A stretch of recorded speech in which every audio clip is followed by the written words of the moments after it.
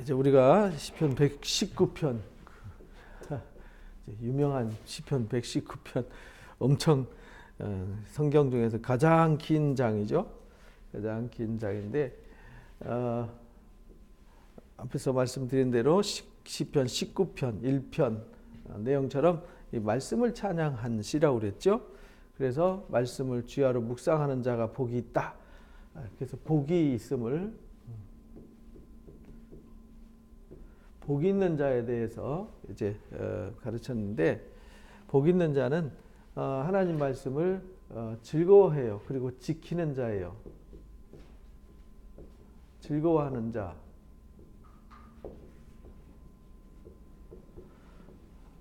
지키는 자. 근데 이 지키는데 내가 지키는 게 아니라 지난주 말씀 들은 대로 이제 지키게 하세요. 그래서 계속 시편 119편 보면은 하나님 말씀을 가르쳐 주세요, 지키게 해 주세요 이렇게 강조를 합니다.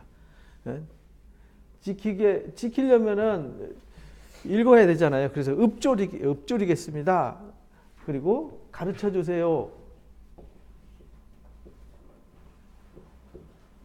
가르쳐 주세요. 그래 지키겠습니다. 그럼 지키게 해 주세요.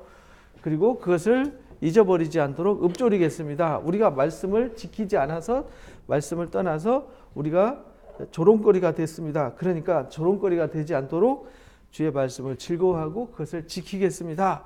이렇게 이제 지난주에 우리가 공부를 했어요. 그래서 우리 마음속에 그래서 지킬 수 있도록 또 즐거워할 수 있도록 늘 읊조리는 삶, 말씀을 가슴으로 읊조리고 즐거워하고 구하고 찾고 한 그런 자세가 중요하다. 그래야 복이 있는 사람이다라는 것을 가르쳐 주셨어요. 그래서 이 히브리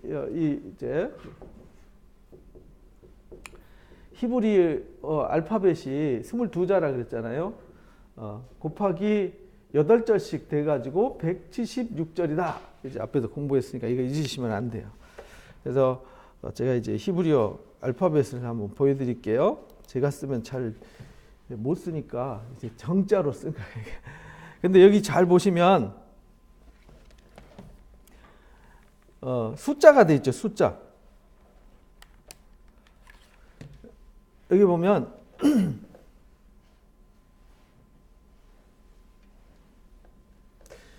여기 이제 알렙인데 여기 보면은 1 이렇게 돼 있죠. 1. 여기 1. 여기 베이트인데 베트, 여기 2. 여기 기멜인데 여기 3 이렇게 돼 있죠. 여기 이제 숫자예요. 유대인들은 우리는 1, 2, 3, 4 쓰잖아요. 유대인들은 이걸로 숫자를 써요. 그래서 4, 5, 6, 7, 8, 9, 10 이렇게 숫자입니다. 알파벳이면서. 그래서 이제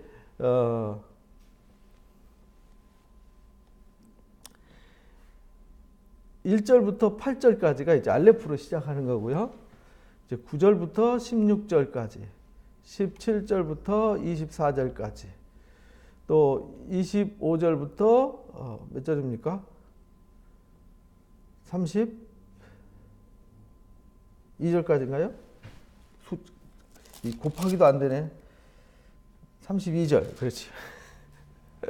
여기 이제 33절부터 40절, 이게 41절부터 48절까지 이렇게 이제 해가지고 176절이라는 거예요. 순서대로 이렇게 쓰여졌어요. 히브리 말은 오른쪽에서 이제 왼쪽으로 이렇게 씁니다. 우리하고 다르죠? 우리는 이렇게 쓰지만 이렇게 써가요. 아랍어라든지 아람어, 히브리어 다 우리가 반대로 쓰죠. 이렇게 쓰여졌어요. 그래서 우리가 앞에서 공부한 것이 여기 이제 바브까지 공부한 거예요. 바브 48절까지 지난주에. 그래서 오늘 이제 자인이라고 하는 7번째 챕터를 공부하는 겁니다. 7번째 보면은 고난에 관한 얘기인데요. 주의 종에게 하신 말씀을 기억해 주십시오. 주께서 내게 소망을 가지게 하셨습니다.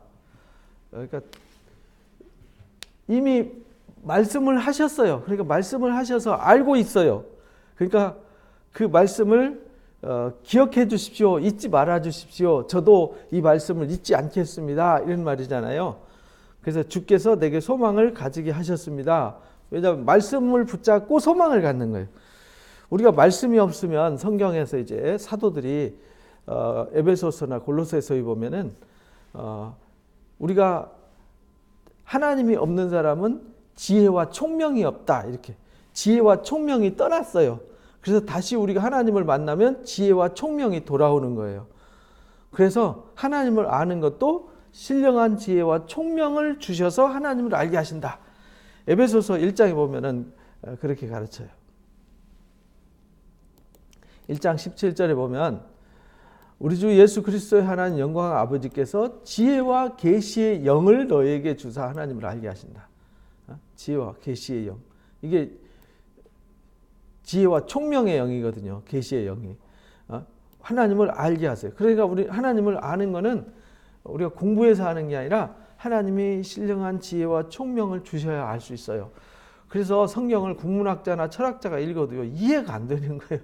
왜냐하면 그 사람들은 자기 관점이, 견해가 주관적 관점이 있기 때문에 그 자기 주관적 관점을 가지고 성경을 읽잖아요. 그러니까 내 생각으로 이걸 읽으니까 안 읽어지는 거죠. 쉽게 말하면 종이컵 하나에다가 태평양 바닷물을 담을 수 없는 것과 같아요. 아무리 그 좁은 그릇에 그 넓은 바다를 담을 수가 없는 거죠. 불가능한 겁니다. 그래서 우리에게 신령한 지혜와 총명이 와야만 하나님을 알 수 있어요. 그래야 눈이 밝아져요. 마음 눈이 밝아져서 부르신 목적을 알게 하죠. 부르신 목적과 그 부르신 목적이 얼마나 풍성한지를 알게 한다. 그리고 그 목적에 어떻게 이르게 하는지 하나님의 능력으로 이르게 한다라는 것을 가르쳐요. 그것처럼 골로새서에서도 똑같이 가르치죠. 1장에서 보면 9절에 보면 너희가 듣던 날부터 기도를 그치지 않고 이제 골로새 교인들에서 바울이 기도하는데요. 너희로 하여금 모든 신령한 지혜와 총명 이렇게 말했잖아요. 신령한 지혜와 신령한 이 말은 신성한 이 말이에요. 신성한 곧 성령의 지혜를 말하는 거죠. 성령의 지혜, 신령한 지혜와 총명의 하나님의 뜻을 아는 것으로 채우게 하시고 이랬잖아요. 그러니까 우리가 하나님을 아는 것은 신령한 지혜와 총명으로 채워져야 알 수 있어요. 그래서 에베소서 4장에서 가르치는 게 뭐냐면 그러므로 여기 주 안에서 증언하노니 이제부터 너희는 이방인의 그 마음에 허망한 것 같이 하지 마라. 이방인이라는 말은 하나님이 없는 사람들을 말하는 거잖아요. 그들에게는 뭐가 없냐면 총명이 어두워졌어요. 총명이 떠나버린 거죠. 총명이 없는 거죠. 총명이 없으니까 무지해져요. 무지. 그리고 마음이 굳어져서 하나님이 없어요. 떠났어요. 그러니까 감각이 없어요. 그러니까 자신이 죄 짓고도 들키지 않으면 죄가 아니에요. 그래서 끝까지 오리발 내미는 거죠. 회개하는 자세도 없고 반성하는 자세도 없는 겁니다. 감각이 없기 때문에. 그래서 더러운 것을 욕심으로 이제 행하죠. 그러나 우리가 그리스도를 배우면 이 총명이 돌아오는 거예요. 신령한 지혜와 총명이 돌아오는 겁니다. 시편에 지금 119편도 지금 그걸 얘기하는 거예요. 49절 기억해 주십시오. 주께서 내게 소망을 가지게 하셨습니다. 그러니까 말씀을 듣고 읊조림으로 말씀을 즐거워함으로 말씀을 알았어요. 그러니까 말씀을 안 것이 누구를 안 거냐면 하나님을 알았어요. 그래서 하나님이 나에게 소망을 주셨어요. 그래서 나를 기억해 주십시오. 이 말씀은 이 말씀 약속의 말씀이죠. 이 약속의 말씀은 고난 중에 나의 위로가 됩니다. 지금 이 시편 기자가 이제 위기에 있는 거죠. 고민과 아픔에 있는 거예요. 그러니까 여기 시편 119편 얘기는 한 가지 상황을 말하는 게 아니라 1절부터 176절까지 여기 이 22가지 어떤 상황을 가지고 설명하는 거잖아요. 그래서 고난 중에 있을 때 이 얘기예요. 고난 중에 위로라. 주의 말씀이 나를 살리셨습니다. 그래서 내가 소망을 갖습니다. 그 말씀을 기억해 주세요. 내가 주의 말씀 붙잡고 소망을 갖습니다. 이 말씀은 나를 고난에서 건져 주셨습니다. 나를 살려 주셨습니다. 그래서 내가 말씀에만 소망을 둡니다. 이게 우리 신앙 고백이잖아요. 우리도 마찬가지죠. 어떤 어려움이 있어요. 그때에 말씀이 나에게 소망이 돼서 내가 그것을 이겨나갈 수 있어요. 그래서 말씀이 소망이 돼서 이겨나가니까 교만한 자들이 조롱해도 하나님 말씀을 뭐하지 않아요? 떠나지 않아요. 남들 볼 때는 비난하고 조롱하죠. 생각해 보세요. 다윗이 도망 다닐 때 아무것도 없잖아요. 그리고 압살롬한테 반역당해가 자기 아들한테 반역당해서 도망갈 때 시므이가 티끌을 날리면서 막 돌멩이 던지고 막 먼지를 티끌을 날리면서 다윗을 저주하잖아요. 그렇게 조롱하고 비난해도 다윗의 가슴 속에 누가 계시냐? 하나님의 말씀이 있는 거예요. 말씀의 약속. 아무것도 없이 진짜 맨발로 울면서 도망가는 처지에 있어도 말씀이 소망이 돼요. 왜? 말씀을 지킬 때, 말씀을 붙잡을 때, 즐거워할 때, 읊조릴 때 나를 살렸고 구원해 주셨어요. 그래서 말씀을 떠나지 않아요. 내게 조롱이 와도. 그래서 우리가 말씀을 믿고 그리스도를 믿고 복음을 쫓는데 우리가 흔들리지 않는 이유는 하나님 말씀이 소망이 되기 때문에 그래요. 여호와여 주의 옛 구제들을 내가 기억하고 스스로 그래서 위로했습니다. 그래서 항상 힘들고 어려울 때 주의 말씀을 묵상하면 기억이 나잖아요. 하나님이 이렇게 해주신다 그랬지. 하나님이 이렇게 하시기로 하셨지.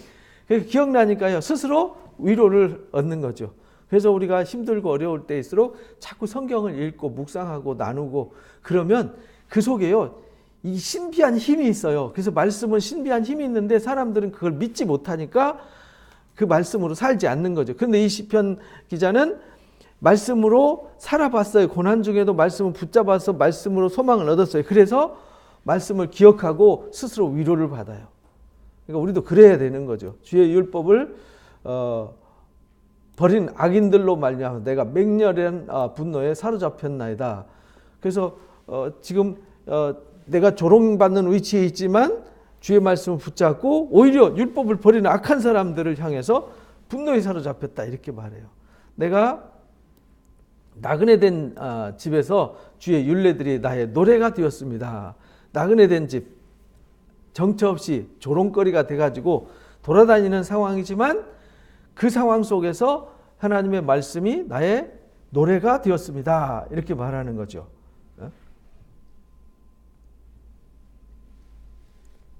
그래서 여호와여 내가 밤에 주의 이름을 기억하고 주의 법을 그래서 지킵니다.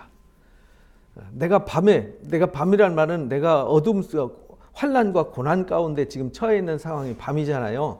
내가 밤에 곧 환난 중에 주의 이름을 기억합니다. 고난 중에 정말 아무런 희망이 없는 상황 속에서도 주의 이름을 기억하고 주의 법을 지켰습니다라고 고백하는 거죠.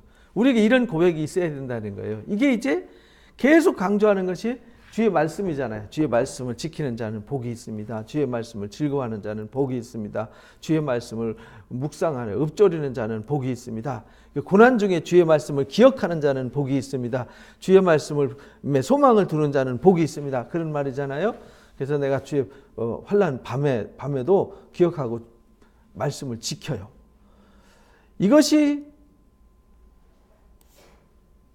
내 소유는 이것이니 곧 주의 법도를 뭐 하는 거예요? 지킨 것입니다. 그러니까 주의 말씀을 지키는 것이 내 모든 재산이에요. 내 모든 소유예요. 내 소유는 이것이니 주의 법도를 지킨 것입니다. 그러니까 우리가 세상에 있는 돈과 권력과 힘을 내 소유로 생각해서 그걸 붙들지 말라는 거죠. 왜? 그거는 날아갈 수 있고 바뀔 수 있고 달라질 수 있는 거거든요. 그러니까 바뀔 수 있고 달라질 수 있는 상황을 의지하면 안 돼요. 생각해 보세요. 내가 어떤 사람을 A라는 사람을 절대적으로 신뢰하고 막 붙잡고 저 사람은 날 절대로 안 떠나. 저 사람은 나는 절대로 배신 안 해. 저 사람은 나는 믿어. 그런데 갑자기 그 사람이 배신 때렸어요. 그럼 어떻게 되겠어요? 다 무너지는 거예요. 그러니까 그렇게 하지 말라는 거예요. 그래서 진짜 나의 소유는 사람도 아니고 돈도 아니라는 거죠. 돈도 어느 날 갑자기 사라질 수도 있고 생길 수도 있는 거잖아요. 그러나 우리가 주의 말씀을 꼭 붙잡고 그 말씀을 소유로 삼으면은 그 말씀은 절대로 변하지 않아요. 떠나지 않아요. 그러니까 우리가 흔들리지 않는 거죠. 그래서 주의 법도를 지키는 것, 이것이 나의 소유입니다 라고 고백한 거예요. 7번째에서. 그 다음에 이제 57절부터 8번째죠. 8번째. 여기 8번째.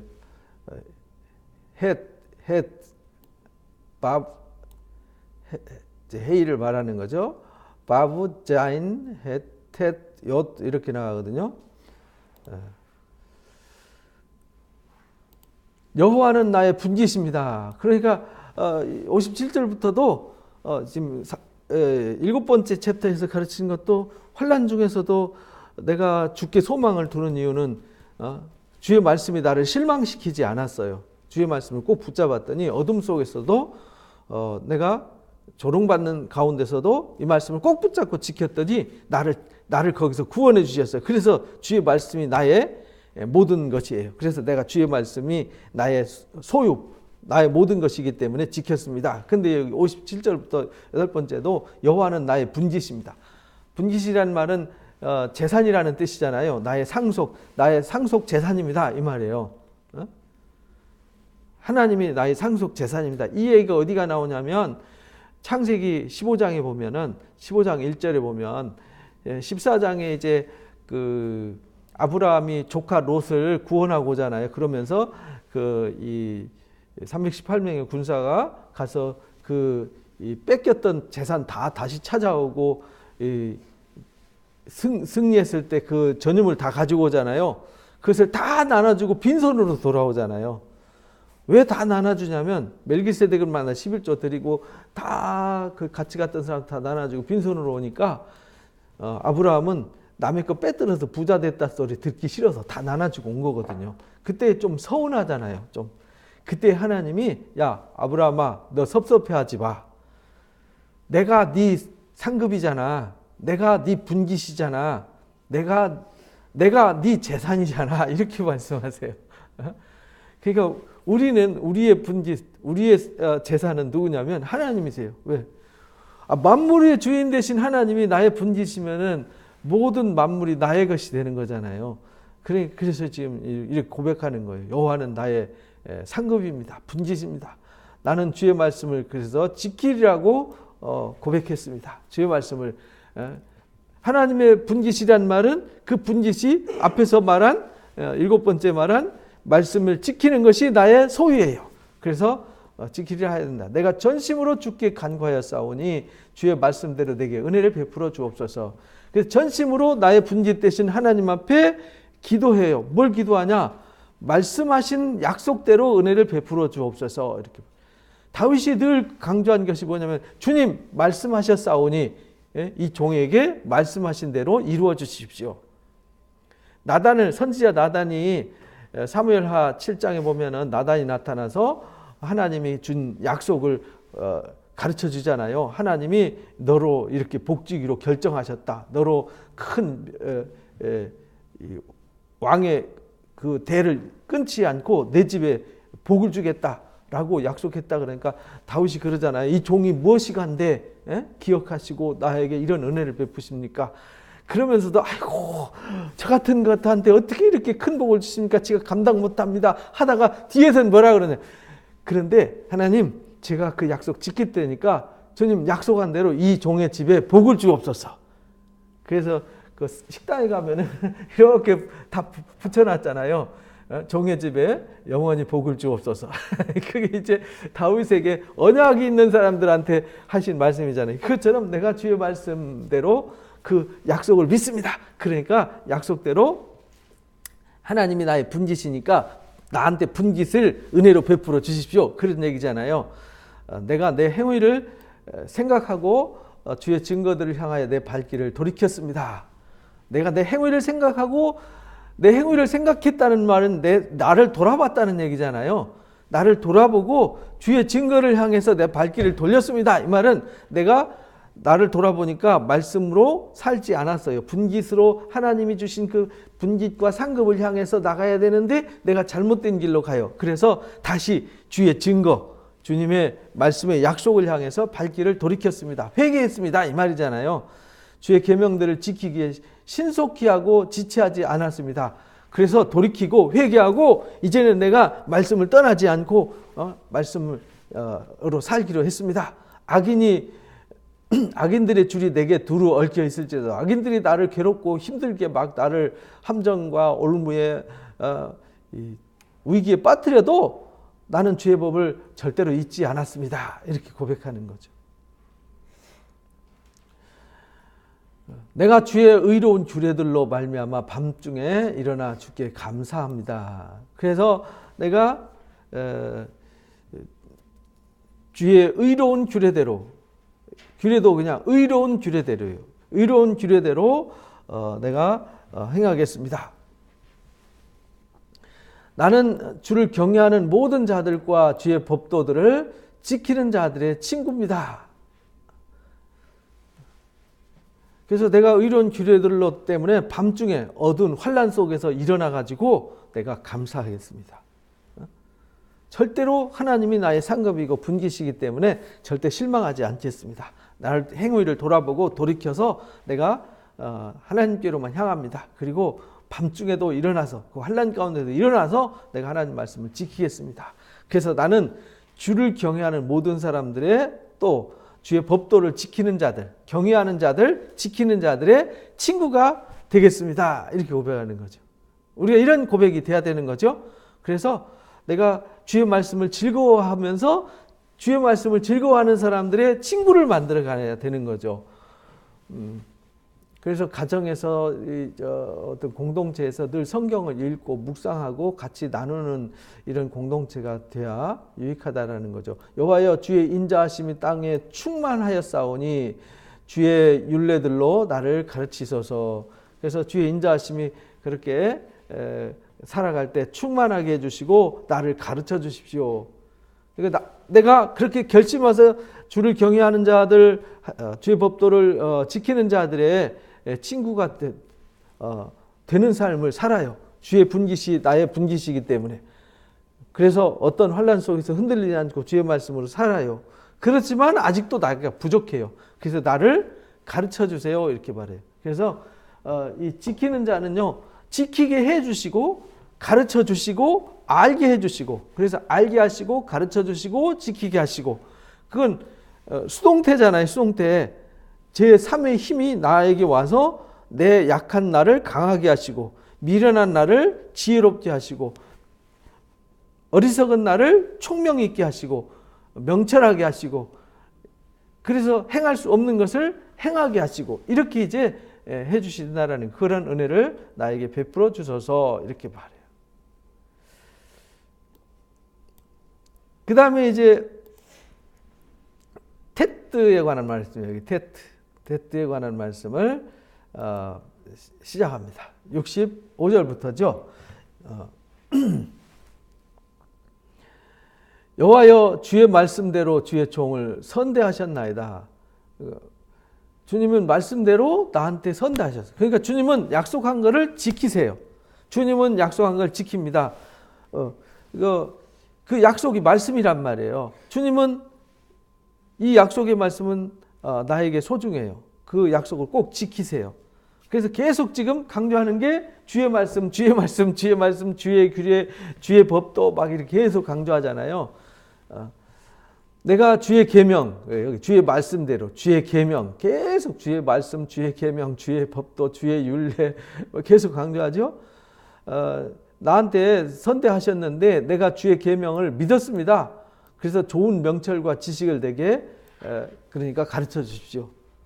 나한테 말씀의 약속대로 해주셨는데 내가 그 계명을 제가 믿습니다. 그러니까 좋은 명철과 지식을 내게 가르쳐 주십시오. 계속 가르쳐 달라고 요구하잖아요. 그죠? 그래서 우리가 기도할 때, 말씀을 묵상할 때 기도하는 기도 내용이 하나님 제가 이렇게 하겠습니다. 저렇게 하겠습니다. 이런 기도가 아니라 하나님 제가 이 말씀을 들어서 알게 해주셨습니다. 그러니까 하나님 이 말씀으로 살도록 이 말씀을 지킬 수 있도록 도와주옵소서. 이렇게 기도해야 된다는 거죠. 그리고 그렇게 애써야 되는 거죠. 지난주에 말씀드린 대로 나는 위로부터 돕는 은혜와 나 스스로 의지가 합쳐질 때 나가 되는 거예요. 여기서 이제 지켜 행하는 행함이 나온다. 지난주에 말씀을 들었어요. 그래서 우리가 위로부터 하나님 은혜를 주십시오. 저도 일어나겠습니다. 나를 잡아서 일으켜 주십시오. 저도 일어나겠습니다 할 때 예수님이 잡아 일으킬 때 일어나려고 하는 주님이 잡아 손을 끄는 손과 일어나려고 하는 무릎에 힘을 주는 나, 이것이 합쳐졌을 때 태어나면서부터 한 번도 걷지 못한 장애인이 일어날 수가 있었던 겁니다. 그러니까 좋은 명철과 지식으로 내게 가르쳐주고, 고난당하기 전에는 내가 그릇 행했습니다. 가르쳐달라는 얘기는 고난당하기 전에는 내가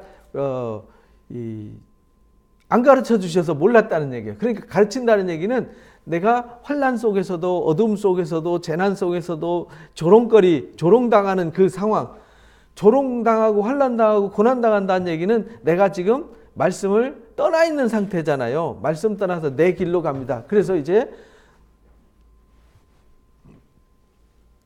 돌이켜서 내가 이제 주의 길로 행합니다. 내 행위를 돌아보고 내가 다시 바르게 해서 주의 길로 행합니다. 라고는 이제 7챕터에서 나눴던 말씀이 그대로 이제 여기도 똑같이 내가 그릇 행했더니 이제는 주의 말씀을 지키나이다. 그러니까 나를 가르쳐 주십시오. 고난 속에서도 다시는 고난당하지 않도록, 내가 고난당할 때에 이제 그릇했기 때문에 고난당했다는 거잖아요. 그러니까 다시 고난당하지 않도록 가르쳐 주십시오. 제가 지키겠습니다. 그러니까 가르쳐 주십시오. 지키겠습니다. 이렇게 두 가지가 박자가 맞아야 되는 거예요. 주는 선하사 선을 행하시오니 주 엘로히도 나를 가르치소서. 그러니까 하나님의 말씀은 나한테 항상 선을 행하세요. 하나님은 나한테 선한 일만 행하세요. 근데 나는 이 육신의 본능이 있어가지고요, 자꾸 죄의 유혹과 죄의 욕망이 나를 사로잡을 때 거기에 사로잡혀서 자꾸 내가 엉뚱한 길로 간단 말이죠. 그때마다 가르쳐 주십시오. 이 말은 회초리로 때려 주십시오. 이런 얘기거든요. 그렇게 해서라도 깨어나게 해주시고 내가 주의 말씀을 지켜서 더 이상 이 고난의 자리, 환난의 자리에 있지 않게 해주십시오. 주께서 그렇게 나를 환난 속에서 깨우쳐줘서 회초리를 들어서 때려주시고 깨닫게 해주시는 것은 선대하시는 거잖아요. 그죠? 나를 선대하시고 선을 행하시는 거예요. 그래서 나를 가르치셔서 교만한 자들이 거짓을 지어 나를 치려했습니다. 교만한 자들이 거짓을 지어가지고, 그 말은 내가 교만한 자들의 거짓에 속았었다는 얘기잖아요.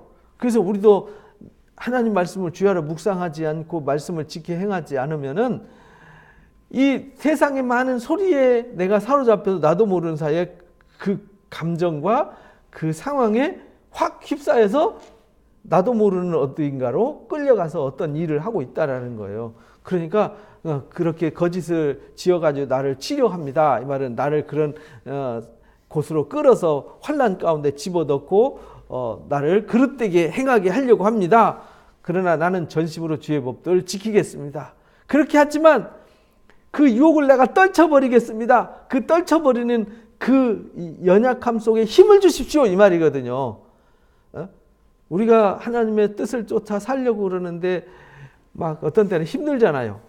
안 하고 싶고 그만하고 싶고 그때에 하나님 저를 도와주세요. 힘을 주세요. 그래서 이것을 극복할 수 있게 해주세요. 그 말입니다. 그런 상황 속에서도 나는 절대적으로 전심으로 주의 법을 지키겠습니다. 그들의 마음은 살쪄가지고 기름덩이 같으나 나는 주의 법을 즐거워하나이다. 교만한 자들, 거짓된 자들, 나를 고난 가운데 이끌어가는 자들은 교만으로 살쪄가지고요. 그 말은 거짓과 죄악으로 살이 쪘어요. 그래서 둔감해졌어요. 그래서 아까 에베소서 4장 말씀 읽은 대로 무지해졌어요. 마음이 완악해졌어요. 그래서 총명이 없어요. 하나님이 거기서 떠나버렸어요. 그러니까 감각 없이 자기 자신을 방탕과 방임으로 행해요. 근데 우리는 그렇게 배우지 않았어요. 이렇게 이제 아까 에베소서 말씀을 읽었잖아요. 그러니까 우리는 기름덩이 같지만 그들은 기름덩이, 교만한 자들은 마음이 살쪄서 기름덩어리. 기름덩어리는 뭐냐면요, 쓸모없는 거, 먹을 수도 없고 쓸모없는 것으로 채워졌고 이거는 불타면 꺼지지도 않아요. 그래서 교만과 죄악은요, 꺼지지 않는 불에 던져지는 거예요. 기름덩이 같지만은 나는 주의 법도를 즐거워하나이다. 고난당한 것이 그래서 나한테 뭐가 돼요? 돌아보니까 고난당하는 것이 왜 나한테 이런 고난 주십니까? 라고 했는데 알고 보니까 고난이 나한테 유익이었어요. 저도 살면서 하나님 왜 꼭 이렇게 하십니까? 좀 이렇게 하지 말고 좀 좋은 길로 이끌어 주시지. 너무 마음이 괴롭고 힘듭니다. 이럴 때 돌아보면요, 그게 감사해요. 왜? 그럴 때 제가 더 하나님을 의지하고 더 많이 기도하게 되잖아요. 그래서 이것 또한 하나님의 은혜구나. 그래서 고난 넘으면은 또다시 고난 넘으면 고난. 그래서 우리의 일생이 고난이 없을 수가 없어요. 그러나 그 고난이 유익이 된다는 거예요. 고난 당하는 것이 나의 유익이라. 이 고난 때문에 내가 주의 일례를 뭐 하게 되죠? 배우게 되는 거예요. 그래서 너무 평안한 것도 좋지만 때로는 고난도 유익이다. 왜냐하면 고난이라는 것은 내 마음에서부터도 오지만 외부로부터도 오잖아요. 두 가지거든요. 외부로부터 오는 고난, 내부로부터 오는 고난. 내부로부터 오는 것은 유혹이잖아요. 유혹, 게으름, 안일함. 게으름과 안일함은 밖에서 오는 게 아니잖아요. 내 안에서 오는 거지. 미움과 증오, 시기, 이거는요, 안에서 유발되어지는 거란 말이죠. 귀차니즘, 이런 거 이제 속에서 오는 거잖아요. 이 모든 것은 내가 이길 수 있어야 되는 거죠. 근데 그 모든 것이 내 마음에 힘이 없기 때문에 생겨지는 일들이에요. 그럼 내 마음에 힘이 있으면 이 모든 것들은 아무것도 아닌 것이 되는 것이죠. 그래서 주의 율례를 내가 배우게 됐습니다. 고난이. 그래서 주의 입의 법이 내게는 천천은금보다 귀합니다. 그래서 주의 입의 법, 말씀이 나에게는 천천의 금은보다 귀합니다. 왜? 주의 말씀이 나의 분기시고 주의 말씀이 나의 상급이고 주의 말씀이 나를 가르치고 주의 말씀이 나를 깨닫게 해서 고난 속에서 나오게 하시고 그릇된 길에서 나오게 하시고 교만한 자들과 악한 그 심판의 자리에서 나를 거기서 나와서 주의 말씀만을 지키게 하십니다. 그래서 고난을 통해서 그걸 깨닫게 해주셨습니다. 그러니까 고난은 저한테 감사합니다. 그러니까 말씀은 고난을 통해서도 복을 받게 한다. 그래서 화가 복이 되게 하시는 하나님, 발람이 저주를 할 때 하나님이 저주를 바꿔서 축복이 되게 하셨다. 그래서 계속 선지자들이 또는 의인들이 강조하는 말이 하나님이 저주를 축복으로 바꿔주시는 하나님을 잊지 말아라. 내가 지금 조롱거리가 돼 있고 내가 고난 가운데 있고 내가 위기에 처해 있어도 이거를 감사로 축복으로 받아들여라. 이런 말입니다. 이게 말씀의 약속이라는 거예요. 왜? 하나님 말씀이 그렇게 약속하셨거든요. 내가 돌이키면. 그래서 신명기 30장에 회개의 법을 가르쳐 주신 거죠. 그래서 이 모든 것을 깨닫게 하시는 것이 성령 받은 자들만 깨달을 수 있어요. 가르치소서, 깨닫게 하소서, 알게 하소서 할 때 이 가르침과 깨달음과 알게 하심은 아까 에베소서 1장 말씀대로 지혜와 계시의 영을 주셔서 눈을 뜨게 하신다 그랬잖아요. 이게 깨달음이거든요. 이 깨달음은 지혜와 계시의 영, 곧 성령 받은 사람들이 눈이 떠졌을 때 가능한 일이에요. 눈이 떠졌을 때 교만하지 않아요. 자기 생각을 쫓지 않아요. 그래서 눈이 감긴 사람들은요, 봐도 보지 못하고 들어도 듣지 못해요. 자, 그 다음에 챕터가 뭐냐면 이제 요트입니다. 10번째 요트로 시작하는 말씀이죠. 주의 손이 나를 만들고 세우셨습니다. 그러니까 나를 만든 거는 주의 손이 만들었어요. 뭘 만들었느냐? 주의 말씀이 나를 만들었어요. 내가 깨달아 주의 계명들을 배우게 하소서. 그러니까 주의 말씀이 나를 만들었으니까 내 인격도 주님의 말씀으로 만들어 주십시오. 이 말이죠.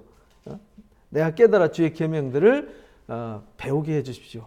계명들을 배운다. 배운다라는 말은 어떤 의미냐면 경험을 통해서 체득해서 내가 주님과 같아지게 해 주십시오. 이 배움이라는 게 그런 거예요.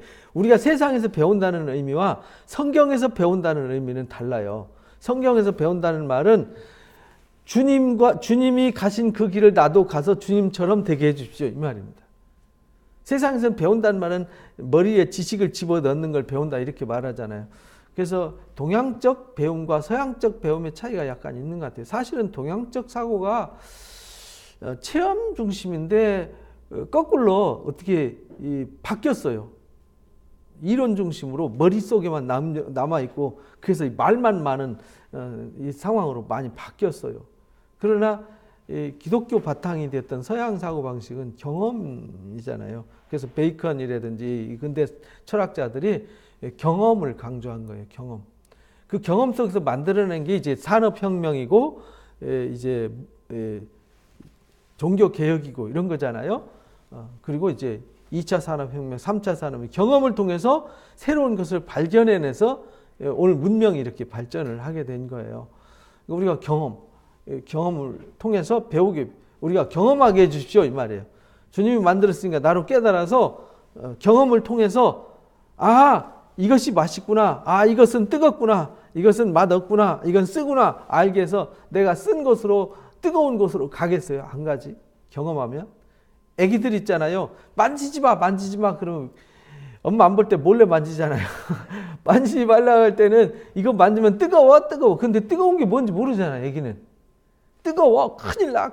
하면 큰일이 뭔지 모르잖아요. 이거 엄마만 몰래 가지려고 좋아서 감춰놨나 보다 해가지고 엄마 안 보면 딱 됐어요. 뜨거워 하면은 응아 하면서 이제 다음에 야 만져 그래도 안 만지잖아요. 왜? 뜨거를 경험했거든요. 이게 배움이에요.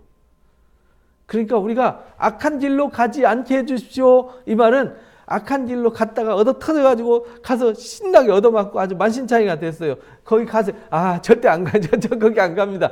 이렇게 된다는 거예요. 주를 경외하는 자들이 나를 보고 기뻐하는 것은 그러니까 주를 경외하는 자들이 나를 기뻐하는 이유는 내가 주의 말씀을 바라는 까닭이니이다. 내가 주의 계명을 배워서요. 주의 계명을 바라요. 그러니까 다른 걸 주의 계명, 주의 말씀을 갈망해요. 사모해요. 주의 말씀을 이 잠언서 2장에 보면 나오잖아요. 우리가 세상에 소중한 것도 구하지만 정말 음을 구하듯이 금을 구하듯이 이 말씀을 구하는 자, 지혜를 구하는 자가 돼야 그 지혜를 얻을 수 있다고 가르치잖아요. 잠언 2장에 보면은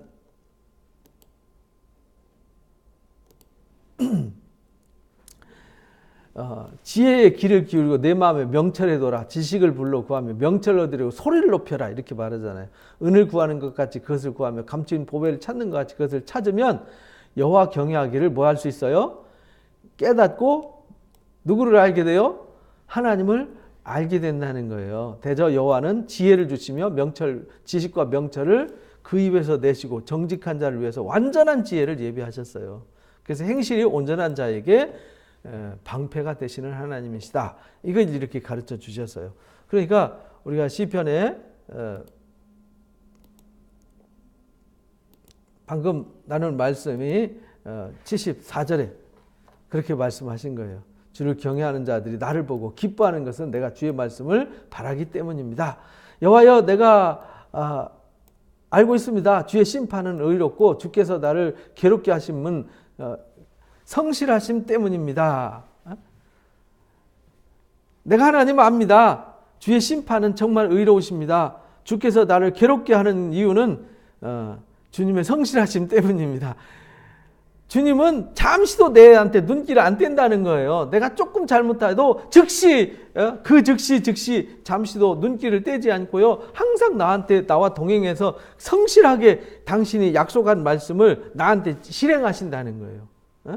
내가 그런 하나님이라는 거, 성실하신 하나님이라는 거. 이사야서 우리가 요즘 새벽에 공부하는데 주의 열성이라고 그러잖아요.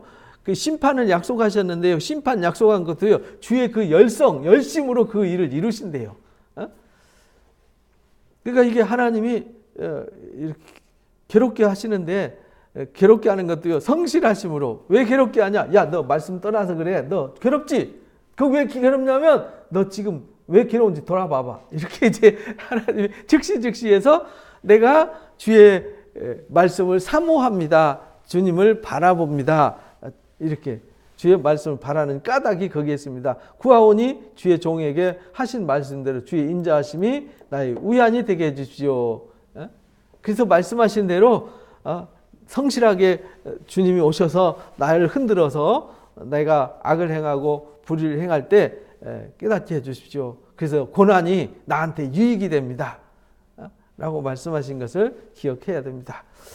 그래서 주의 인자하심이 나의 위안이 되게 해주십시오. 주의 긍휼이 여기심이 내게 임하게 해주십시오. 내가 살게 해주십시오. 주의 율법은 나의 즐거움입니다.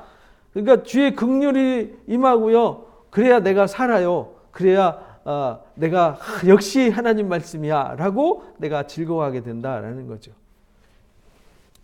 교만한 자들이 앞에서 이제 9번째 챕터에 말했던 것처럼 교만한 자들이 거짓으로 나를 엎드려뜨리잖아요. 그러니까 우리도 이 세상 살면서요, 다양한 사람들을 만나고 다양한 소리를 듣고 다양한 정보를 보고 나도 모르는 사이에 거기 확 가잖아요. 어떤 분이 이 기독교인들은요, 정치에 관여하면 안 돼요. 어떤 페이스북이라든지 SNS에 정치적인 이야기를 하면 안 돼요. 그래서 저는 절대 정치 얘기는 하지 않습니다. 뭐가 좌파든 우파든 뭐 중도든 막 좌파 애들이 막 우파 공격, 우파가 좌파 막 공격할 때 동조해 버리면요, 저는 중심을 잃어버린 사람이 돼서 쟤는 좌파야, 쟤는 우파야 이렇게 낙인 찍혀버려요. 그렇게 되면은 우파들은 제 말씀을 안 듣는 거죠. 또 제가 우파에 속해 있으면 좌파들은 우리 목사님은 이상한 사람이야 이래갖고요 안 듣는다고요. 그래서 기독교인들은 가능하면 좌파 우파 서면 안 되는데 요즘 무슨 이게 보수파 좌파 기독교도요 좀 갈라져 있어요. 그러면 안 되는 거예요. 그런 것에 치우치는 이유는요, 그 사람들 얘기 막 들으면은 좌쪽이 맞아, 우쪽이 맞아 이렇게 되는 거예요. 그렇게 거기에 속지 말라는 거예요. 우리는 거기에 귀를 기울이지 말고 기독교인들이 해야 될 일은 정치적인 일에 휩쓸리는 게 아니라 하나님의 말씀에 집중해서 중심을 지켜야 돼요.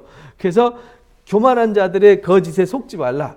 좌에도 속지 말고 우에도 속지 마라. 이렇게 말하는 거죠. 그것으로 나를 엎드려뜨려서 나를 우습게 만들어버리잖아요.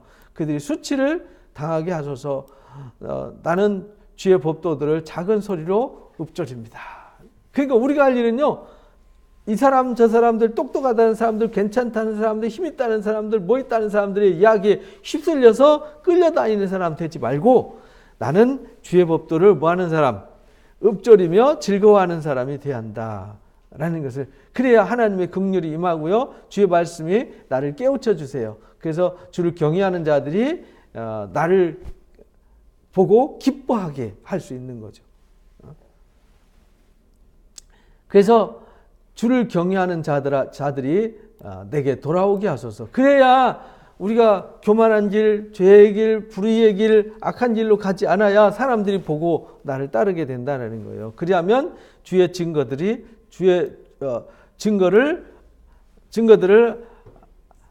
알게 될 겁니다.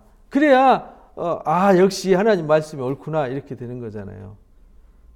그래서 제가 어떤 분이 자꾸 정치적으로 그래서 정치 얘기는 안 하는 게 좋습니다.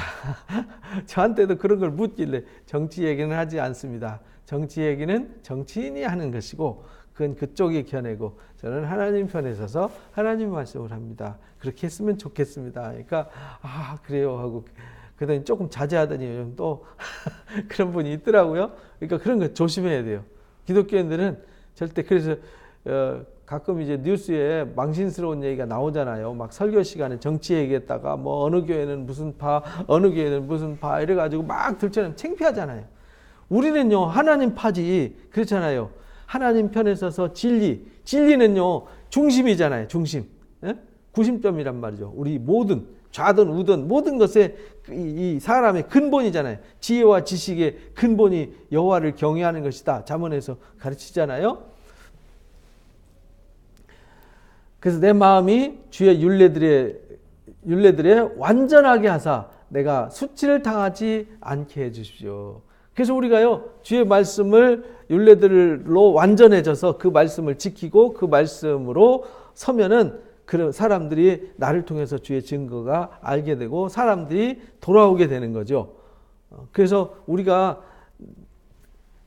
요즘 이제 기독교가 전도해서 전도한다고 전도 그거 별 영향력이 없어요. 그거보다는 정말 나를 바르게 세우고 나의 삶을 바르게 세우는 일이 우선시돼야죠. 그 다음에 이게 흘러 넘어가야 되는데 나는 엉망진창이고 내 속엔 채워진 것도 없이 막 피폐해 있는데 막 가서 전도 한다고 그래서 아무 영향력이 없다라는 뜻입니다. 왜냐하면 왔다가 다 실망하고 돌아가 버리잖아요. 그러나 여기는 반대잖아요. 오늘 시편의 말씀은 사람들이 나를 보고 교만한 자들이 거짓된 자들이 나를 엎드려뜨리려고 하지만 오히려 그들이 수치를 당하게 하고 주를 경외하는 자들이 나를 보고 저 사람은 주의 말씀을 사모하고 주의 말씀으로 사는 사람이야. 그래서 저 사람에게는 하나님이 함께 하셔. 하나님이 저 사람의 분깃이야. 그래서 저들은 고난 속에서도 하나님을 떠나지 않아.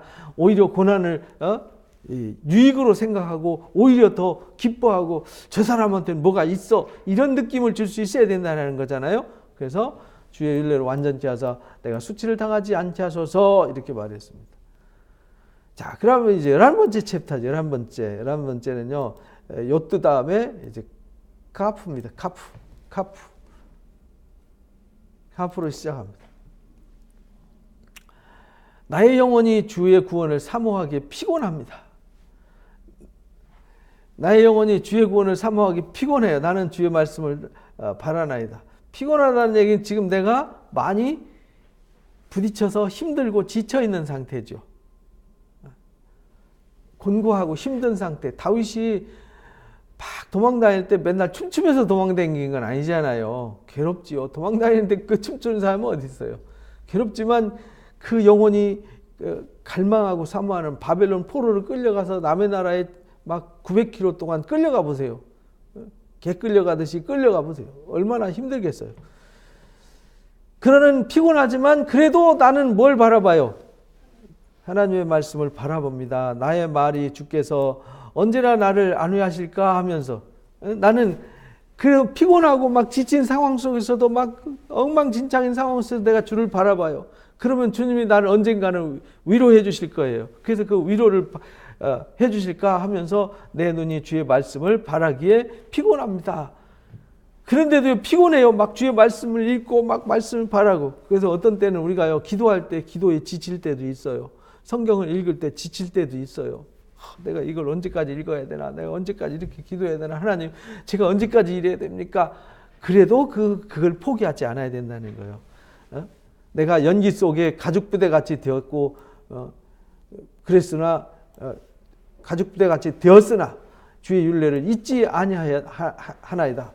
그렇지만 내가 정말 연기 속에 가죽부대 같이 되고, 내가 곤비하고, 내가 너무 피곤해서, 어떻게 할지 모르는 상황이지만 내가 주님의 말씀만 바랍니다. 절대로 내가 율례를 잊지 않습니다. 이 상황 속에서도 포기하지 않겠습니다. 끝까지 붙잡겠습니다. 이런 열정이 우리에게 있어야 되는 것이죠.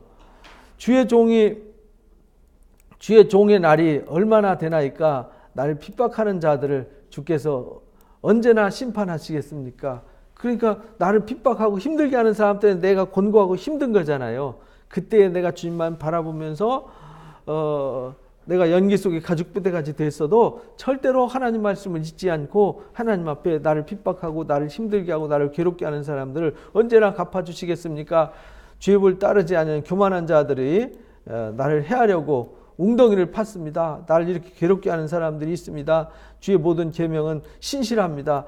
그들이 이유 없이 나를 핍박하오니 나를 도와주십시오. 그러니까 우리가 세상에서도요, 이유 없이 핍박하고 힘든 위기에 처해도요, 절대로 실망하지 말고 주의 법을 바라보고 사모하고 의지하는 자가 되어야 된다라는 걸 가르쳐 주셨어요. 그들이 나를 세상에서 거의 멸하였으나 그들이 지금 연기 속의 가죽부대처럼 정말 피폐해져 있고 다 망해서 아무것도 할 수 없는, 진짜 숨만 붙어가지고 하나님만 쳐다보는 욥처럼 다 뺏기고 다 잃어버리고 아무것도 없어서 그냥 목숨만 살아가지고 하나님만 바라보는 상황, 이런 상황 속에서도 나는 주의 법도를 버리지 않았습니다. 이런 고백이 있어야 된다는 거예요. 우리가 절대 조금 서운한 일이 있다고, 제가 이제 목회하면서 제일 가슴 아픈 일이 뭐냐면, 좀 목회자가 좀 서운하게 했다고 교회 안 나와. 그런 사람이 있거든요. 조금 실망시켰다고 그래서 신앙을 포기하고 막 이런 사람들이 있어요. 그러면 안 된다는 거예요. 그런 유약한 믿음으로는 하나님 나라 못 가는 거죠.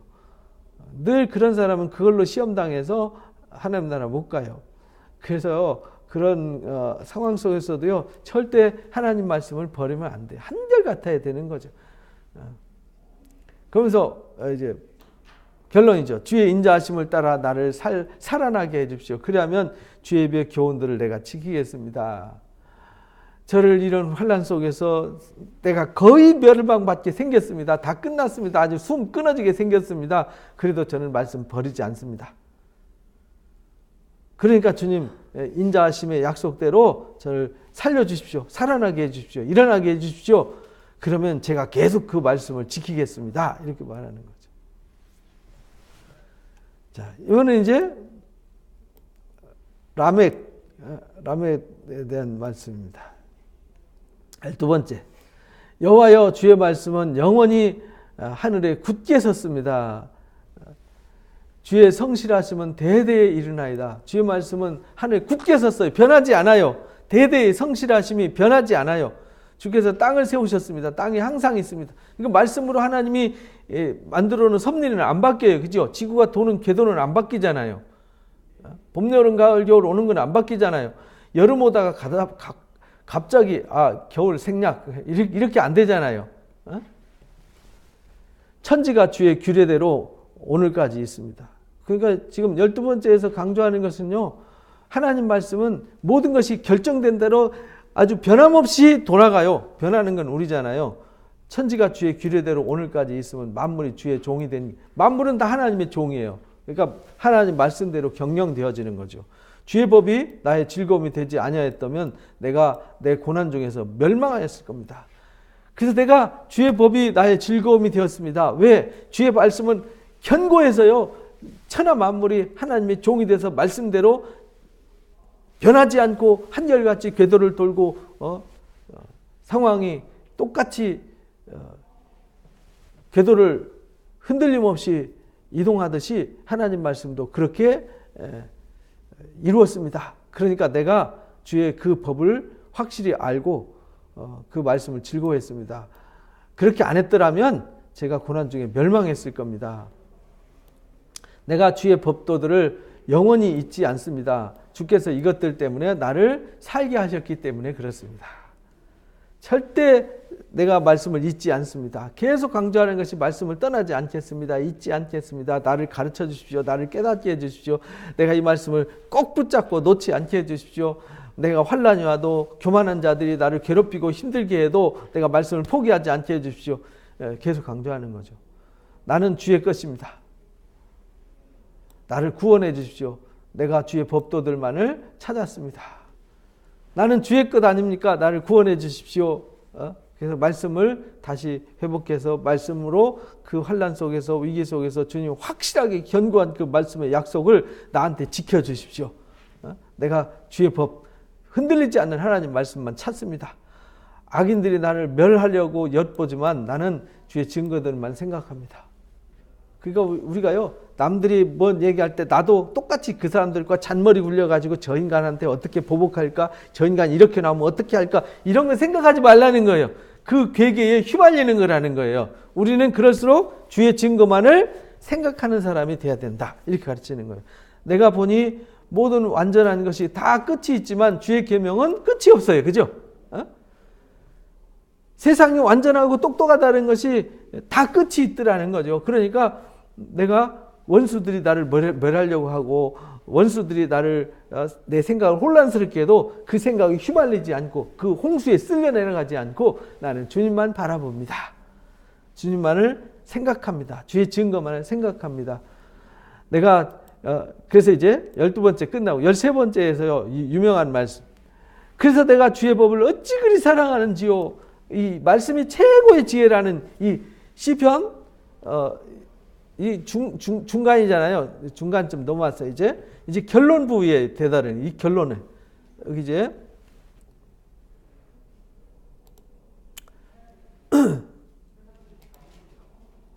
이 라멧 가서 mem으로 갈 때 이 mem에서 이제 결정적인 맴과 눈에서 아주 결정적인 지혜를 가르쳐줘요. 주의 법을 어찌 그리 사랑하는지요. 이제 결론이죠. 내가 위기와 환난 속에서도 하나님 말씀은 견고해서 흔들리지 않으니까, 내가 종일 작은 목소리로 주의 법을 사랑하기 때문에 읊조립니다. 우리가 이래야 되는 거죠. 주의 말씀을 사랑해서 주야로 읊조려야 돼요. 주의 계명이 항상 나와 함께해요. 그래서 그것이 그것들이 나를 원수보다 뭐하게 해요? 지혜롭게 해요. 여기서 이제 13번째 챕터에서는요, 하나님의 말씀이 얼마나 뛰어난지, 왜 내가 주의 말씀을 사랑하는지 이유를 설명하는 거예요. 원수보다 지혜로워요. 주의 증거들을 늘 읊조림으로 나를 명철합니다. 그러니까 내가 주의 말씀을 사랑해서 읊조리면요, 원수보다 지혜로워지고요, 주의 증거들을 늘 읊조리면요, 나의 명철함이 누구보다 뛰어나요? 스승보다 뛰어나요. 주의 법도를 읊조려서 그 읊조린 말씀을 지킴으로 노인보다 뛰어나게 해요. 그러니까 당시에 이제 지혜의 대명사가 원수, 스승, 노인 셋이란 말이죠. 원수, 스승, 노인보다 내가 하나님 말씀 읊조리면요, 지혜롭고 명철함이 뛰어나고요, 명철함이 노인보다 나아요. 그래서 내가 주의 말씀을 지키려고 애쓰는 거죠. 발을 금해서 모든 악한 길로 가지 않았습니다. 주의 말씀이 최고니까 원수보다 지혜롭고요, 스승보다 명철하고요, 노인보다 명철하기 때문에 내가 이 말씀을 떠나지 않고요, 이 말씀을 지키려고 애쓰는 거죠. 주의 말씀을, 법을 어찌 그리 사랑하는지요. 이렇게 어찌 그리 사랑하는지요. 왜 사랑하냐면 가장 지혜롭고 명철하니까, 원수보다 스승보다 노인보다 뛰어나니까 내가 이 말씀을 떠나지 아니하기로 결심하는 거죠. 그래서 주께서 나를 가르치셨어요. 내가 그래서 주의 규례들을 떠나지 않아요. 내가 그 말씀이 얼마나 사랑스러운지, 그 말씀이 얼마나 좋은지 가르쳐 주셨어요. 알게, 깨닫게 해주셨어요. 그래서 지킬 수 있게 해주시고 즐겁게 해주신 거죠. 내가 주의 규례들을 떠나지 않았습니다. 주의 말씀의 맛이 그래서 나에게 얼마나 단지요. 내 입에서 뭐보다 달아요? 꿀보다도 더 답니다. 이렇게 꿀보다 더 답니다. 그래서 주의 말씀을 내가 그렇게 사랑합니다. 이렇게 가르치는 거죠. 그래서 이제 104절에 이제 끝이 납니다. 주의 법도들로 말미암아 내가 명철하게 되었습니다. 그래서 주의 말씀을 읊조리고 주의 말씀을 사랑해서 그 말씀을 절대로 떠나지 않고 꿀맛보다 더 달게, 꿀맛보다 더 다니까 많이 먹잖아요. 그래서 명철하게 되었으므로 모든 거짓 행위를 미워합니다. 이렇게 고백을 했습니다.